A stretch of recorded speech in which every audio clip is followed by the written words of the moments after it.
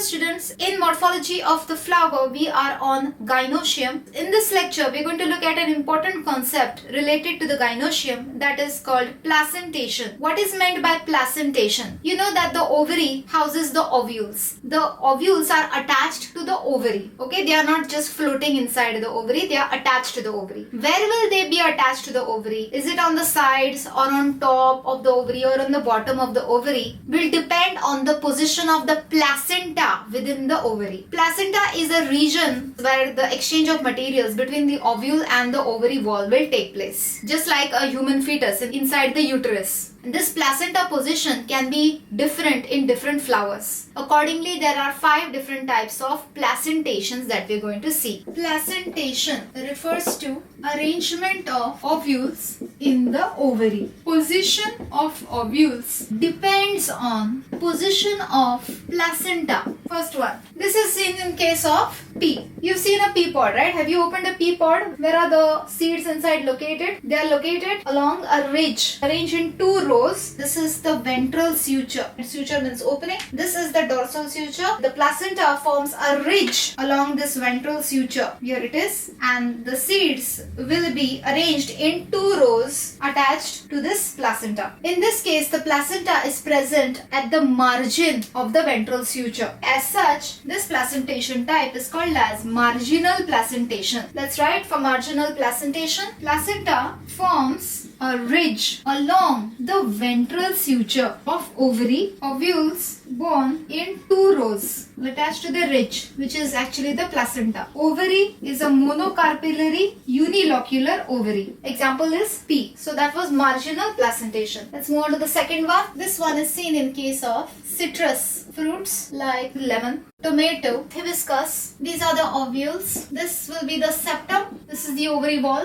and the ovules are attached to this central column. You must have seen in case of lemon. This central column over here, this is the placenta. It is present along the axis of the ovary, and the ovules are attached all over on the sides of it. Ovary is a multicarpillary syncarpous ovary, because of which you see presence of those different septa. Depending on the position of the placenta, these placentation types have been named. Since over here in this case, the placenta was present at the margin of the ovary, at the ventral suture, this was known as marginal placentation. Over here, since this placenta is present along the axis of the ovary, this will be known as axile placentation. Seen in case of citrus, tomato, hibiscus. Ovary in this case is multicarpillary syncarpous ovary, and that will be multilocular. Placenta along the axis, that is, it is central in position. How to remember these examples for axile placentation? Tom, the happy lemon, was cut by an axe. Tom, the happy lemon, was cut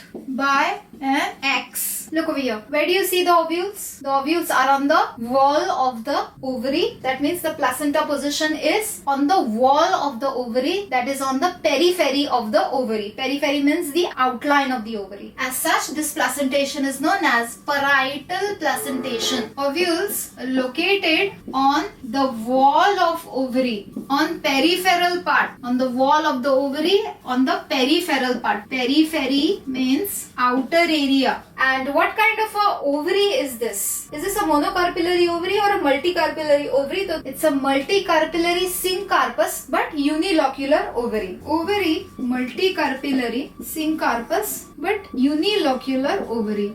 In some plants, however, such as mustard, which is a bicarpillary ovary, the placenta, which is there here, will invaginate inside, and it will form a false kind of a septum over here, which is not formed by the ovary wall. It is formed by the placenta. Such kind of a false septum is known as a replum. False septum, which is formed by placenta. In such cases, the unilocular ovary may become bilocular, but whatever it is, the placentation is parietal. So in parietal placentation, you may see such kind of false septum, as in case of mustard. In some plants, example mustard, placenta invaginates inside to form a false septum, which is known as a replum, and as such the ovary becomes bilocular. There is another thing with parietal placentation. The placenta, it may just invaginate inside the fruit pulp, as in case of watermelon. It is parietal placentation actually, but the placenta have entered inside the flesh of the fruit and it bears the ovules all over inside the flesh. Anyway, the original position of the placenta is parietal. So for parietal placentation, we will cite two examples, that is mustard and argemone. Very important examples. How will you remember? Pari must sit on wall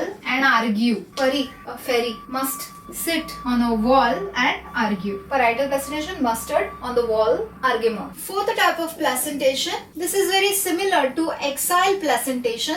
Just like how in axile placentation the ovules were present along the central column, over here also the ovules are attached to a central column. However, this ovary is a unilocular ovary and there is no septa present. In case of axile placentation, it was a multicarpillary syncarpus but multilocular ovary. In case of this placentation, the ovary is multicarpillary syncarpus but unilocular ovary. And this is known as free central placentation. Free central. Two examples, primrose and dianthus. Ovules attached to a central axis, septa are absent, polycarpillary syncarpus but unilocular ovary. Okay, this is important. These things are not there, but this is important. Unilocular ovary. How will you remember these examples? Pre and D are free. Pre and D are free. The final type, this is the ovule and this is the placenta. The placenta is at the base in this diagram, as you can see, and as such this placentation is known as basal placentation. There will be usually one ovule in such type of placentations, and all the fruits which have one seed per fruit, they will be usually having such kind of basal placentation. For example, mango. Anyway, we have to cite the examples that are cited in NCERT, and that will be sunflower, marigold. Placenta is at base of ovary. The ovary will be monocarpillary or polycarpillary but unilocular ovary without any septa. Single ovule attached at placenta. How will you remember? Mary saw sun at the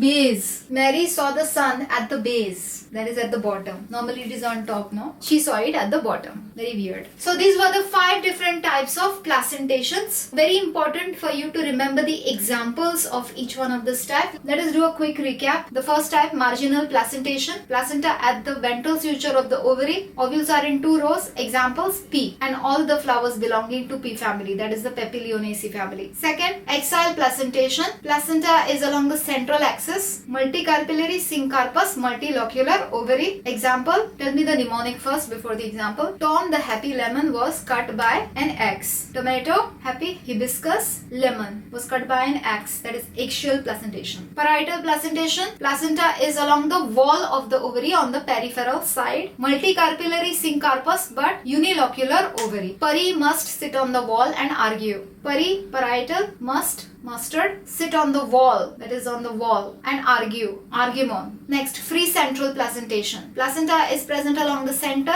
Ovary is multicarpillary syncarpus but unilocular ovary. Pre and D are free. Primrose, dianthus, free central. Finally, basal placentation. Mary saw sun at the base. Sunflower, marigold. The placenta is at the base of the ovary. So that was it from placentation, and with that we have completed the gynoecium, and with that we have completed with the morphology of the flower. In the next lecture we will move on to the fruit. In the name of Lord Mahadev, please subscribe.